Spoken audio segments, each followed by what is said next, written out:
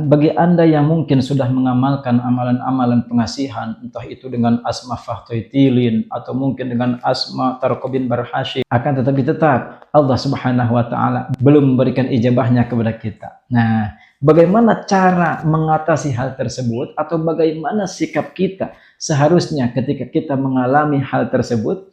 Maka yang pertama yang harus Anda lakukan adalah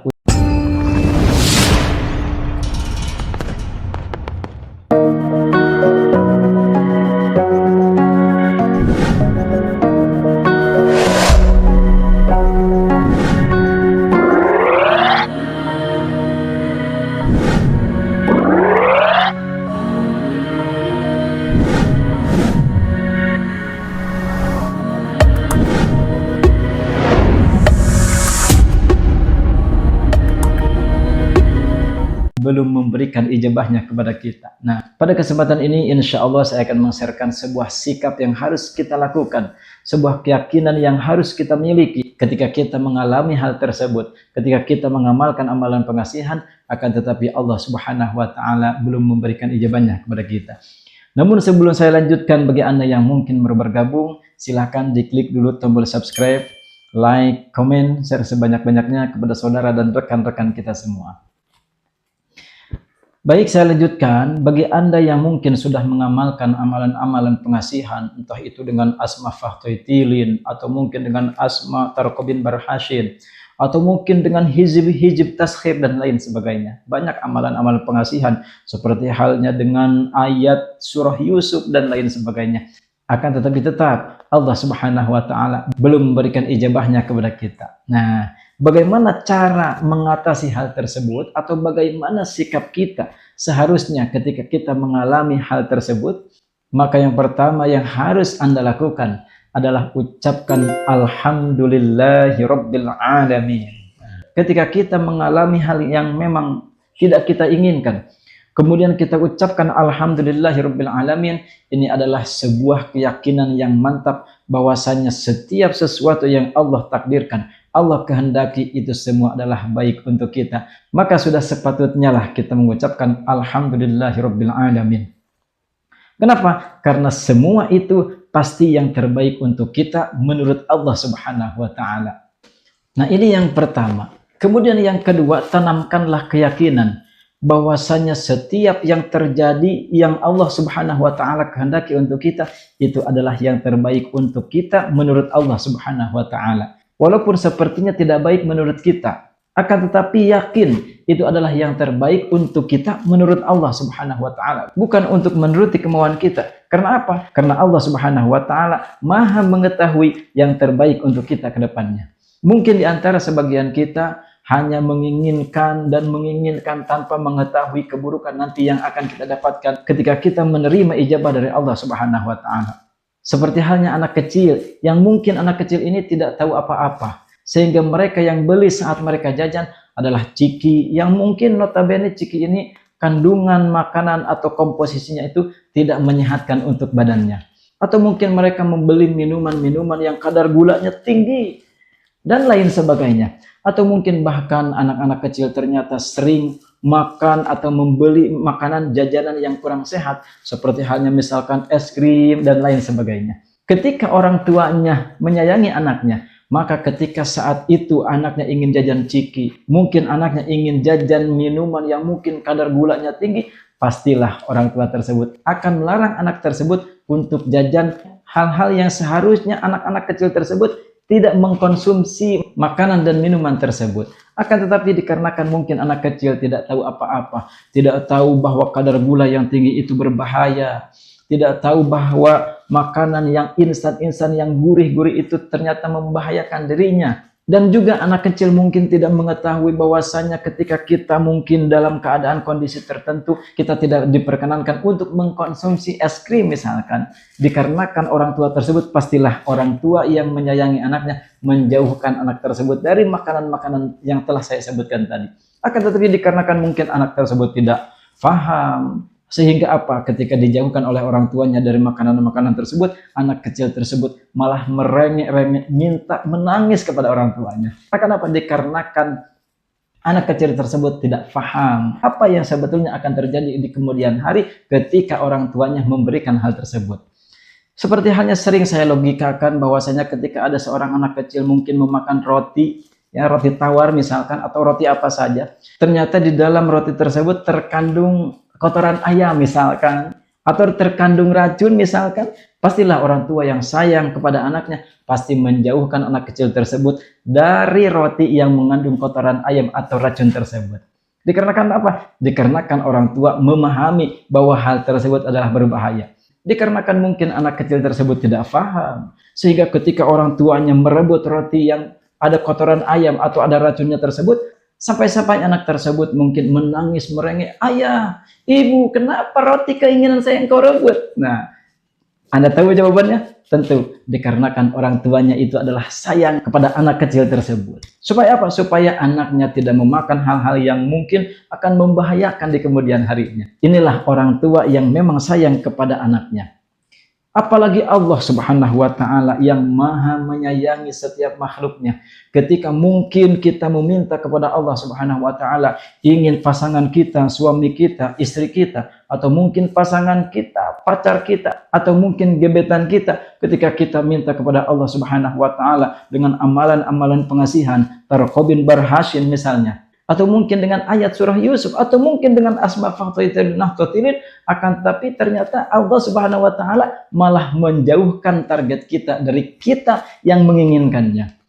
Perlu Anda yakini bahwasanya Allah Subhanahu wa Ta'ala saat menjauhkan target kita dari kita, istri kita mungkin dari suaminya, suami dari istrinya, setelah kita mengamalkan dan meminta kepada Allah Subhanahu wa Ta'ala, ternyata Allah malah menjauhkannya. Yakinkan bahwa hal tersebut adalah yang terbaik untuk kita. Tinggal kita yang pertama ucapkan alhamdulillah, yang kedua yakini bahwasanya hal tersebut adalah yang terbaik menurut Allah Subhanahu wa Ta'ala untuk kita. Dan perlu kita yakini bahwasanya ketika orang tua tersebut merebut roti, mungkin ada kotoran ayam atau mungkin ada racunnya tersebut, pasti orang tuanya akan mengganti dengan roti yang lebih bersih dan lebih bergizi tentunya. Begitulah terlebih Allah Subhanahu wa Ta'ala yang maha mengetahui kebaikan dan keburukan kita ke depannya. Pasti ketika Allah Subhanahu wa Ta'ala menjauhkan target kita dari kita, disitulah Allah Subhanahu wa Ta'ala sudah mempersiapkan pengganti dari target yang kita kejar dengan target yang lebih baik dan lebih berkah untuk kita di dunia dan di akhirat. Seperti kita yang memang mungkin belum paham tentang skenario kebaikan dari Allah Subhanahu wa Ta'ala, terkadang kita mengeluh, "Ya Allah, kenapa target saya malah menjauh?" Nah, seperti itu. Mungkin kita dikarenakan kita belum paham bahwasanya hal tersebut adalah yang terbaik untuk kita. Banyak juga yang mengeluhkan kepada saya, "Kenapa ya Ustadz, setelah saya mengamalkan ini kok target saya malah menjauh?" Dikarenakan mungkin kita tidak paham, kemudian saya berikan, "Sudahlah, biarkan saja, Allah Subhanahu wa Ta'ala sedang mengatur yang terbaik." Jawabannya ketika mereka mungkin belum paham, "Tapi Ustadz, ini adalah cinta pertama saya." Wah, seperti itu. "Tapi Ustadz, dia itu sangat baik." Nah, siapa yang menjamin dia akan baik seterusnya? "Tapi Ustadz, kan dia ini adalah cinta pertama saya." Siapa yang menjamin bahwa cinta pertama tersebut akan baik untuk kehidupan kita di kemudian hari dan di akhirat? Siapa yang bisa menjamin? Kita hanyalah menduga-duga. Akan tetapi Allah Subhanahu wa Ta'ala maha mengetahui apa yang akan kita terima. Baik buruknya Allah Subhanahu wa Ta'ala maha mengetahui. Disitulah kita harus meyakini bahwasanya Allah Subhanahu wa Ta'ala maha mengetahui dan maha mengatur kebaikan untuk kita. Coba kita berpikir dan bertafakur, kita dengan Allah Subhanahu wa Ta'ala itu pinteran mana sih? Maha tahu mana sih antara kita dengan Allah Subhanahu wa Ta'ala? Yakin jawaban Anda yang beriman adalah lebih maha tahu Allah Subhanahu wa Ta'ala. Allah lebih pintar dari kita. Allah lebih tahu dari kita. Kedepannya kita akan menerima apa? Entah menerima kebaikankah atau menerima keburukankah? Disitulah Allah Subhanahu wa Ta'ala memperlihatkan kemahatauannya kepada kita. Jadi yakinkan saja kita dengan Allah itu pasti pintar Allah, pasti maha tahu Allah. Sedangkan yang namanya manusia sekalinya pun pintar, itu hanyalah dipintarkan oleh Allah Subhanahu wa Ta'ala. Tidak ada manusia yang pintar, itu tidak ada. Sekalipun profesor, guru dan lain sebagainya, manusia itu tidak ada yang pintar. Yang pintar hanyalah Allah Subhanahu wa Ta'ala. Kita, adapun orang yang pintar itu hanya dipintarkan oleh Allah Subhanahu wa Ta'ala, bukan hakikatnya pintar, bukan. Kita ini hanya dipintarkan oleh Allah Subhanahu wa Ta'ala, sehingga jangankan kita, Seorang profesor yang mungkin gelarnya tinggi, yang dinilai pintar oleh orang lain, mungkin ketika kepintarannya dicabut oleh Allah Subhanahu wa taala, pastilah kembali menjadi bodoh. Jangan jauh-jauh, jangankan ketika profesor tersebut pikun, jangan. Saat profesor tersebut tidur saja, itu kepintarannya sedang Allah Subhanahu wa taala cabut. Coba silakan Anda tanya. Jangankan profesor, guru matematika saja, silakan Anda tanya saat mereka tidur, 2 tambah 2 berapa? Itu pasti mereka tidak akan bisa menjawab. Kenapa? Karena kepintarannya Allah Subhanahu wa taala sedang cabut. Jadi hakikatnya pintarnya manusia itu hanya dipintarkan oleh Allah Subhanahu wa taala, bukan pintar dengan sebenarnya hakikat pintar, bukan. Jadi manusia itu hanya dipintarkan dan kepintarannya tersebut hanyalah titipan. Ketika kepintaran tersebut dicabut oleh Allah Subhanahu wa taala, jangankan saat meninggal dunia, jangankan seseorang sudah diberikan pikun oleh Allah Subhanahu wa taala, saat tidur saja kepintaran tersebut sudah Allah Subhanahu wa taala cabut. Masya Allah. Jadi yakinkan saja saat Anda mungkin berdoa dengan amalan-amalan pengasihan, tapi kenapa target malah menjauh, yakinkan Allah Maha tahu kebaikan untuk kita. Sehingga ketika kita mengalami hal ini, kita akan lebih bisa menerima, berlapang dada kepada Allah Subhanahu wa taala. Terima kasih ya Allah, Engkau Maha tahu kebaikan untuk diriku. Silakan ungkapkan saja seperti itu. Mungkin orang tersebut atau target tersebut buruk untuk saya, sehingga Engkau jauhkan dariku. Nah, ini banyak pengalaman-pengalaman saya waktu saya masih muda, waktu saya dulu masih sekolah, masih muda. Walaupun dengan, ya Alhamdulillah Allah Subhanahu wa taala memberikan wajah seperti saya, seperti yang Anda lihat seperti sekarang ini, ada saja yang menolak saat saya mengungkapkan perasaan saya kepada wanita yang saya targetkan. Akan tetapi ternyata Alhamdulillah dengan izin Allah Subhanahu wa taala, Allah telah mendidik saya sejak saya kecil, sejak saya beranjak dewasa. Allah mendidik saya, dia itu bukan yang terbaik untuk saya. Dan sekitar 2 minggu atau mungkin 3 minggu ke depannya, ternyata betul Allah Subhanahu wa taala memperlihatkan keburukan wanita yang saya targetkan tersebut. Akhirnya apa? Yang saya ucapkan adalah Alhamdulillah, untung nggak jadi. Itu pengalaman-pengalaman saya waktu saya masih beranjak dewasa. Ya. Ini mungkin terjadi juga pada Anda. Jadi yakinkan Allah Subhanahu wa taala Maha pintar, Maha tahu dari Anda.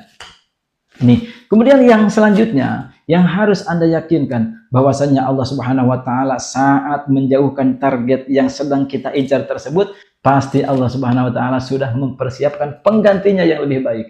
Seperti orang tua yang tadi tersebut merebut roti yang ada kotorannya, merebut roti yang sudah ada racunnya dengan roti yang lebih bersih dan lebih bergizi. Masya Allah. Jadi silahkan Anda yakinkan pasti Allah Subhanahu wa taala mengganti target tersebut dengan yang lebih baik dan lebih berkah untuk kehidupan kita di dunia dan di akhirat. Banyak kasus-kasus yang memang sudah saya tangani, sudah saya terima laporannya. Ustaz, kenapa ya? Kok target ini malah lebih menjauh? Saya sampaikan kepada mereka, Alhamdulillah Mbak, ucapkan Alhamdulillah. Kenapa Ustaz? Dia kan orang baik, ucapkan saja Alhamdulillah. Akhirnya wanita tersebut atau yang berkonsultasi dengan saya tersebut menuruti apa kata saya, ucapkan Mbak, Alhamdulillah sebanyak-banyaknya. Ternyata 1 minggu ke depan wanita tersebut yang berkonsultasi kepada saya mengecat kembali dan memberikan kabar kepada saya. Assalamualaikum Ustaz. Waalaikumsalam. Benar apa kata Ustaz, untung laki-laki tersebut Allah jauhkan dari saya. Emang kenapa Mbak? Saya tanya seperti itu.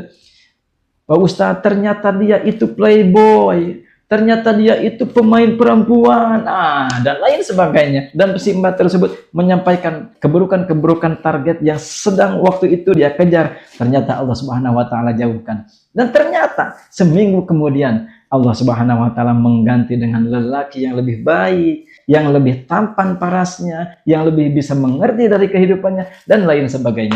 Inilah skenario Allah Subhanahu wa taala yang pastinya lebih baik untuk kita. Bahkan yang keempat harus Anda perhatikan, bahwasanya bisa saja target tersebut Allah jauhkan dari kita. Boleh jadi itu adalah teguran dari Allah Subhanahu wa taala. Kenapa? Dikarenakan mungkin kita terlalu menyayangi target tersebut sehingga mengganggu kepatuhan kita kepada Allah Subhanahu wa taala. Bisa jadi, ya. Silakan Anda introspeksi, kenapa ya target ini kok Allah Subhanahu wa taala jauhkan? Kenapa kok istri saya ini Allah jauhkan? Bisa jadi kita terlalu sayang kepada istri, terlalu sayang kepada suami, atau mungkin terlalu sayang kepada pacar kita sehingga mengganggu kepatuhan kita kepada Allah Subhanahu wa taala. Seperti halnya kisah Nabi Yakub alaihissalam. Nabi Yakub terlalu sayang kepada Nabi Yusuf alaihissalam putranya. Sampai-sampai dalam sebuah cerita yang disampaikan oleh guru-guru saya, Nabi Yakub itu saking sayangnya kepada Nabi Yusuf alaihissalam, ketika sholat pun Nabi Yusuf disimpan di pinggir Nabi Yakub saat sholat. Wah. Dan kemudian Nabi Yakub ketika sholat sesekali melihat kepada Nabi Yusuf, sampai-sampai Allah Subhanahu wa taala memperlihatkan kecemburuannya kepada Nabi Yakub, sampai-sampai Allah Subhanahu wa taala menjauhkan Nabi Yusuf dari Nabi Yakub sebagai anak yang sangat dicintai oleh Nabi Yakub saat itu. Ini adalah gambaran, bisa jadi target tersebut Allah jauhkan merupakan teguran dari Allah Subhanahu wa taala dikarenakan kepatuhan kita kepada Allah Subhanahu wa taala terganggu oleh target yang sedang kita kejar. Masya Allah. Jadi silahkan Anda selalu berhusnudzon kepada Allah Subhanahu wa taala. Jadi kesimpulannya, yang pertama, ucapkan alhamdulillah, kemudian yang kedua, yakinkan bahwa semua yang terjadi adalah skenario terbaik dari Allah Subhanahu wa taala. Kemudian yang ketiga, silahkan Anda yakini bahwasanya Allah Subhanahu wa taala pasti mengganti sesuatu yang Allah jauhkan tersebut dengan hal yang lebih baik untuk kita. Kemudian yang keempat, bisa jadi bahwasanya dijauhkannya target tersebut dari kita adalah teguran dari Allah Subhanahu wa taala supaya tidak mengganggu kepatuhan kita kepada Allah Subhanahu wa taala. Mudah-mudahan video kali ini bisa menjadikan sebuah pencerahan dan menjadi sebuah iktibar untuk kita semua, sehingga kita semua terus-terusan bisa mendekatkan diri kepada Allah Subhanahu wa taala. Mudah-mudahan ada manfaatnya. Saya ucapkan sekian. Wabillahi taufiq wal hidayah. Wassalamualaikum warahmatullahi wabarakatuh.